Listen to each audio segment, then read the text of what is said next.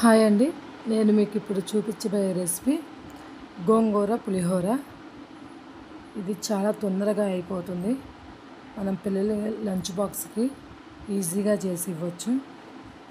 Medium size 2 కట్టలు గోంగూర తీసుకొని శుభ్రంగా వాష్ చేసుకొని, వాటర్ ఏమి వేయక్కర్లేదండి.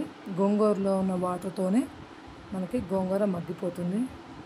చూసారు కదా, అసలు నేను వాటర్ యాడ్ చేయలేదు. మనం సిమ్లో పెట్టుకొని మూత పెట్టుకున్నామంటే తొందరగా మగ్గిపోతుంది. చూసారు కదా, ఆల్మోస్ట్ ఇప్పుడు మగ్గిపోయింది. మనం ఇప్పుడు దీన్ని దించుకొని చల్లార్చుకొని మిక్సీ అయినా పట్టుకోవచ్చు, ఏదైనా చిన్న రోల్ ఉన్నా నూరుకోవచ్చు. నేనైతే చిన్న చిన్న మసాలాలు నూరుకునే నా దగ్గర రోల్ ఉంది, నేను దాంట్లో నూరుకుంటున్నాను.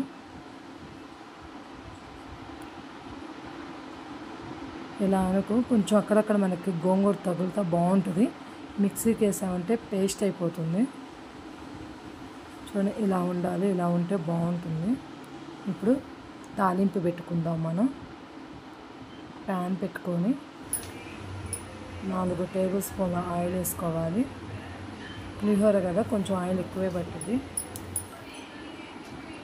తాలింపు గింజలు వేసుకున్నాను. ఇప్పుడు పల్లీలు వేసుకుందాం. ఇది బాగా వేగాలి. తర్వాత 2 ఎండుమిర్చి, తర్వాత 4 పచ్చిమిర్చి కట్ చేసుకొని, 4 ఎల్లిపాయలు కూడా వేసుకుంటే బాగుంటుంది. సన్నగా కట్ చేసి కొంచెం కరివేపాకు, మనకు అక్కడక్కడ ఎల్లిపాయ తగులుతూ ఉంటే చాలా బాగుంటుంది దీంట్లో. ఇవి వేగాయి కదా, ఇప్పుడు మనం గోంగూర పేస్ట్ని కూడా వేసి బాగా ఆయిల్లో మగ్గించుకోవాలి.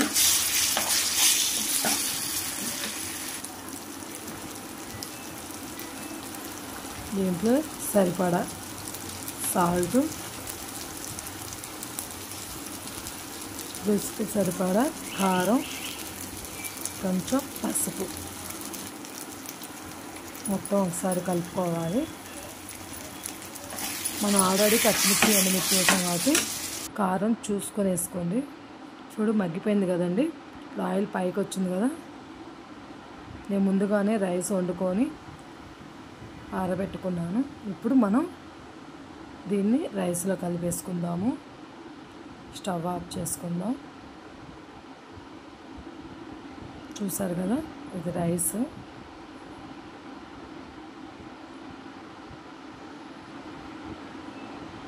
చాలా బాగుంటుంది.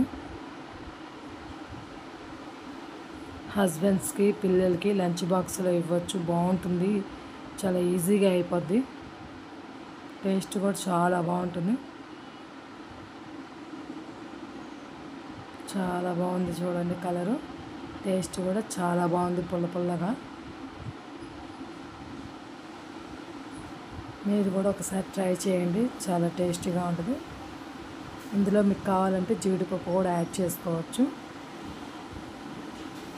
మా పాప ఒక ముద్ద పెట్టండి మమ్మీ అంటే ఇప్పుడు పెడుతున్నానండి.